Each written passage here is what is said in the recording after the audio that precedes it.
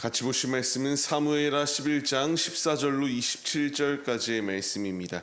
한 목소리로 말씀 합독하시겠습니다. 아침이 되매 다윗이 편지를 써서 우리아의 손에 들려 요압에게 보내니 그 편지에 써서 이르기를 너희가 우리아를 맹렬한 싸움에 앞세워 두고 너희는 뒤로 물러가서 그로 맞아 죽게 하라 하였더라. 요압이 그 성을 살펴 용사들이 있는 것을 아는 그곳에 우리아를 두니 그 성 사람들이 나와서 요압과 더불어 싸울 때에 다윗의 부하 중 몇 사람이 엎드러지고 헷 사람 우리아도 죽으니라. 요압이 사람을 보내 그 전쟁의 모든 일을 다윗에게 보고할세 그 전령에게 명령하여 이르되 전쟁의 모든 일을 내가 왕께 보고하기를 마친 후에 혹시 왕이 노하여 내게 말씀하기를 너희가 어찌하여 성에 그처럼 가까이 가서 싸웠느냐 그들이 성 위에서 쏠 줄을 알지 못하였느냐 여룻베셋의 아들 아비멜렉을 쳐 죽인 자가 누구냐 여인 하나가 성에서 맷돌 윗짝을 그 위에 던짐에 그가 데베스에 죽지 아니하였느냐 어찌하여 성에 가까이 갔더냐 하시거든 내가 말하기를 왕의 종 햇사람 우리아도 죽었나이다 하라.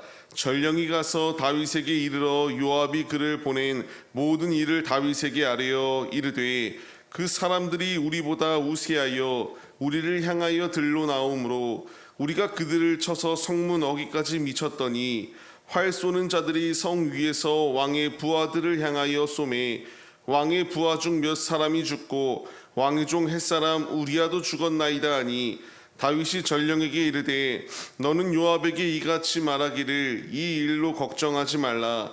칼은 이 사람이나 저 사람이나 삼키느니라. 그 성을 향하여 더욱 힘써 싸워 함락시키라 하여 너는 그를 담대하게 하라 하니라. 우리아의 아내는 그 남편 우리아가 죽었음을 듣고 그의 남편을 위하여 소리내어 우니라. 그 장례를 마침에 다윗이 사람을 보내 그를 왕궁으로 데려오니 그가 그의 아내가 되어 그에게 아들을 낳으니라. 다윗이 행한 그 일이 여호와 보시기에 악하였더라.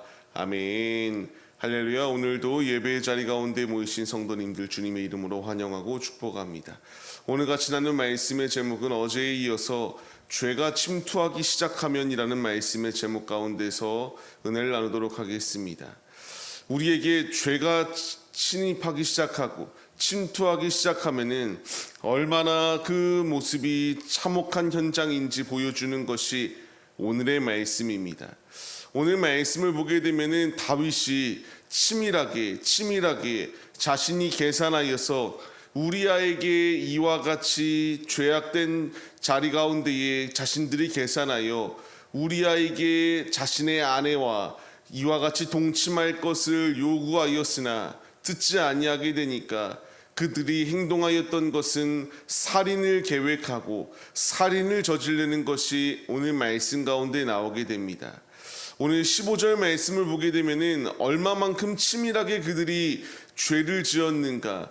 우리아를 맹렬한 싸움의 최전방에 세워라 이 정도가 아니라 최전방에서 싸우는 척하다가 뒤로 물러가서 그가 그냥 죽도록 만들어버려라 이렇게 말을 하였습니다.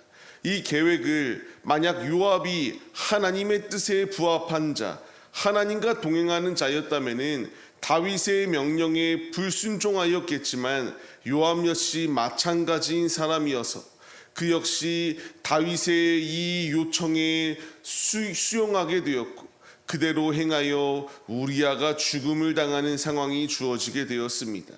자신들이 직접 칼에 피를 묻히지 않았다 할지라도 이와 같이 불순종하여 하나님의 뜻과 상관없는 삶을 삶으로 한 사람을 죽도록 만들었던 것이 그들의 악한 실상입니다. 우리가 이 모습을 본받지 않기 위하여 날마다 깨어 있어야 됩니다. 나의 마음에 이런 악한 마음이 침투하기 시작하게 되면은 이것이 바른 행동인지 아닌지 분별조차 하지 못하며 우리가 멸망당할 수 있기 때문입니다. 다윗은 이와 같은 보고를 받았을 때에 오히려 요압을 위로하고 격려하게 되는 것을 보게 돼요. 25절 말씀을 보게 되면은 오히려 걱정하지 말라고 합니다. 이제 담대하게 전쟁을 맞서 싸울 것을 이야기하는 것이 다윗의 격려였습니다. 요압과 다를 바가 없습니다. 서로 악한 자리 가운데 공조하기 시작하였고 악한 마음이 틈타기 시작하니까 그들이 같이 격려하며 악한 자리 가운데 도모하기 위하여 힘썼던 것이 그들의 모습이었습니다. 우리는 이렇게 죄가 침투하기 시작하면은 이 다윗처럼 무너져 내릴 수 있다는 사실을 잊지 말아야 됩니다.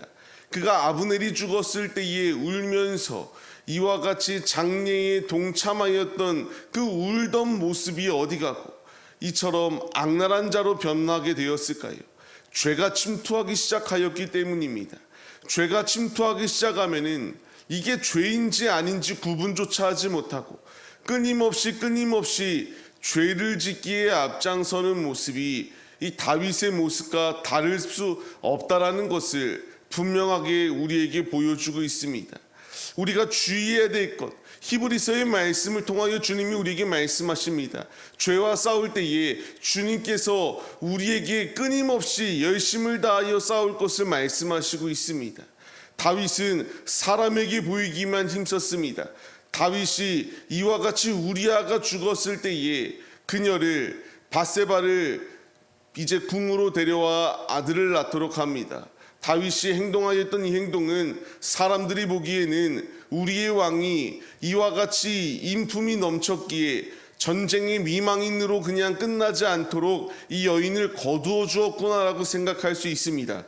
그러나 분명히 말씀이 기록하고 있습니다. 하나님이 보시기에는 악한 행동이었다라고 분명하게 말씀하시고 있습니다. 앞서 말씀드렸던 것처럼 히브리서의 말씀을 통하여 주님이 그렇기에 우리가 이 죄에 오염되지 아니할 수 있도록 목숨까지도 다하여 죄악과 싸울 것을 주님이 우리에게 명령하십니다. 죄가 그 안에 틈타기 시작하니까 사람들이 보기에는 옳은 모습처럼 보인다 할지라도 하나님은 외모를 보시는 것이 아니라 그 중심을 보시는 분이십니다. 그 중심 안에 악한 것이 있음을 분명히 아시는 주님께서는 그의 행동을 좋아하시지도 아니하였고 미워하였음을 분명히 우리가 잊지 말아야 합니다. 주님이 나에게 원하시는 것은 이런 악한 자리 가운데 거하는 것이 아니라 온전히 주의 말씀에 순종하여 죄악된 것을 끊고 주님 품 안에 거하기에 힘쓰는 우리의 모습이 되시기를 주님이 원하시고 있습니다. 우리가 말씀 가운데 깨달음을 얻어야 됩니다. 주님이 잠언서의 말씀을 통하여 무엇라 말씀하시는가?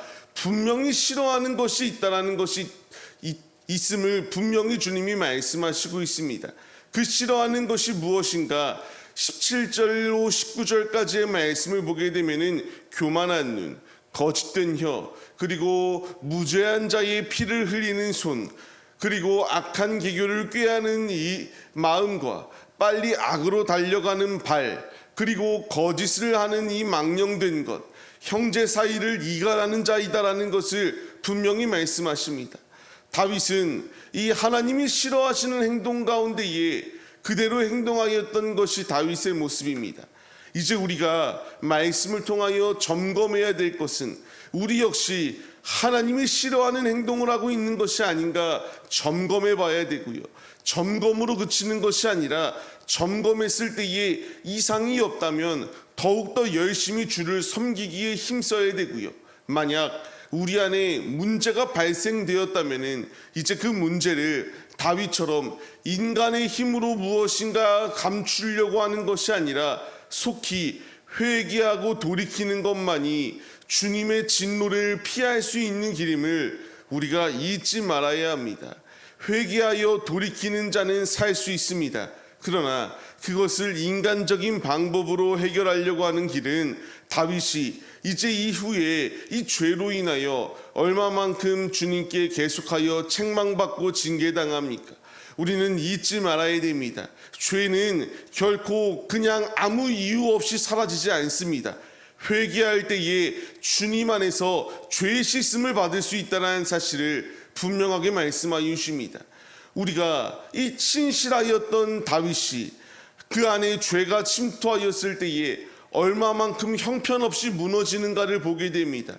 우리 역시 죄가 내 안에 침투하기 시작하면은 형편없이 무너질 수밖에 없습니다. 날마다 우리의 마음 가운데에 보초를 세워야 됩니다. 내 안에 죄가 틈타지 아니할 수 있도록 하나님의 말씀으로 무장하여 악한 것이 틈타지 아니할 수 있도록 주의해야 되며, 기도함으로 경건 생활함으로 거룩히 주님을 닮아가기에 힘쓰므로 오직 믿음의 길을 걸어가는 것이 우리의 모습이 되어야 됩니다. 오늘의 삶을 시작하는 우리의 모습 가운데서 말씀의 깨달음을 얻어서 죄가 내 안에 틈타지 아니할 수 있도록 날마다 깨어 있으시고 주님으로 힘차게 승리하시는 우리 모두의 모습이 되시기를 주님의 이름으로 간절히 축원합니다.